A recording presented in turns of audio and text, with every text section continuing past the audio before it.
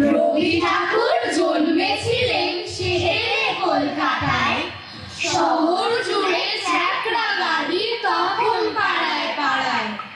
কলকাতারই জোড়াসাঁকোয় উঠল বৈশাখে 1268 সালের 25শে বৈশাখে। 1861 সেদিন 7ই মে রবির ছটায় বিশ্বভুবন উঠল ভরে যে। ঠাকুর বাড়ির উঠোন জুড়ে বাজল খুশির সুর, জন্ম নিলেন বিশ্বকবি রবীন্দ্রনাথ ঠাকুর। মায়ের নাম সারদা দেবী, বাবা দেবেন্দ্রনাথ। ছোট থেকেই লেখা পড়ায় কাটছিল দিনরাত। না ছিল ট্রাম, না ছিল বাস, না ছিল গ্যাস বাতি, বদ্ধ ঘরে বালক কবির নীরব মাতামাতি। ভৃত্যগণের সজাগ নজর বাঁধল রবির গতি, ঘরের থেকে বাইরে যাওয়া পায় না অনুমতি। বারান্দাতে ছোট্ট রবি বসে টুলির উপর, ছড়ি হাতে মাস্টারিটা করতো রেলিংগুলো। স্কুলের বাধা নিয়ম কানুন, বসে না তার মন, পড়া লেখার নতুন খেলায় ভরল গৃহকোণ। পুকুর পাড়ের নির্জনতা, পুরনো বটতলা, তার সঙ্গে যখন তখন রবির কথা বলা। কল্পলোকের রঙিন জগৎ, পদ্য এবং গানে বালক রবির একাগ্রতা থাকতো মনে প্রাণে। কুস্তি, সাঁতার, লাঠি খেলায় ছিল না তার ভয়, ছোট্ট থেকে দু চোখে তার অনন্ত বিস্ময়। ছোট থেকেই সব বিষয় ভীষণই চৌকস, মায়ের ভাষা বাংলা ভাষার 10-এর মধ্যে 10। বাংলা স্যার নীলকমল মাথায় রাখেন হাত, অঘোর বাবু ইংরেজি আর বিজ্ঞান সীতানাথ। রবির মন তখন থেকেই সব পেয়েছি দেশে, স্বপ্নগুলো উড়ান দিয়ে নীল আকাশে মেশে। সারা চাঁদিন লিখে লিখে থামে না তার রেশ, স্বপ্নে ভেসে বেড়ায় শুধু সোনার বাংলাদেশ। রবি ঠাকুর বিলেত যাবেন যখন হলেন রাজি, আদব কায়দা শেখার সাথে শিখলেন ইংরাজি।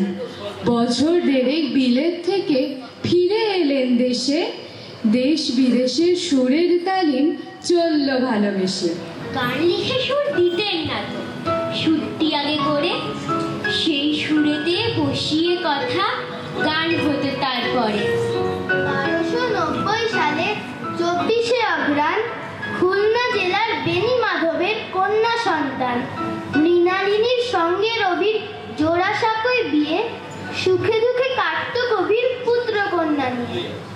সুখের সময় মিলিয়ে গেল ঠাকুর পরিবারে, একে একে মৃত্যু মিছিল গ্রাস করল তারে। বছর দুয়েক পরেই জন্মপুত্র রথিবাবুর, জাগলো ঠাকুর পরিবারে নতুন আশার সুর।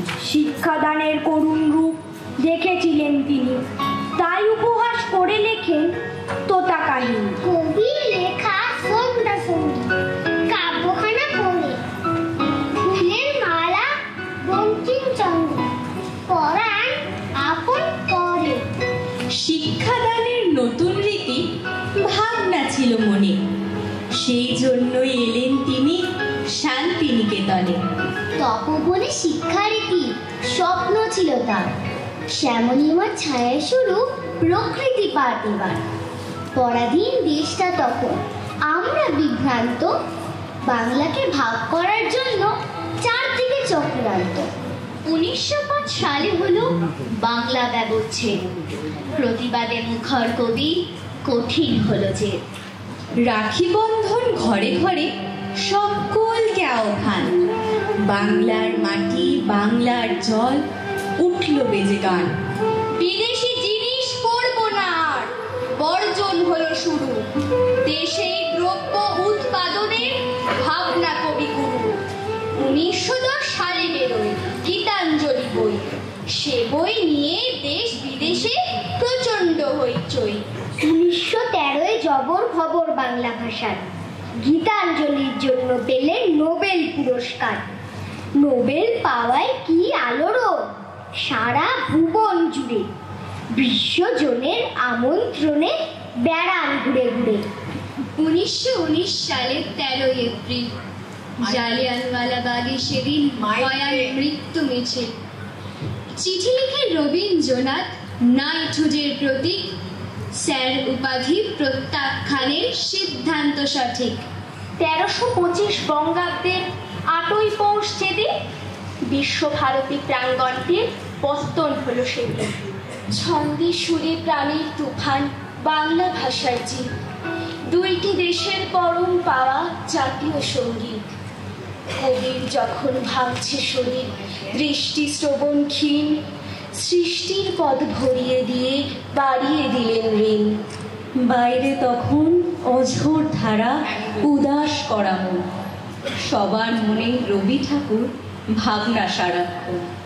1348 22 শ্রাবণ অস্তাচলে গেলেন কবি, কাঁদিয়ে বিশ্বজন। ইংরেজি 7ই অগস্ট 1941 বিশ্বকবির মহাপ্রয়াণ, প্রণাম অহর্নিশ। সবার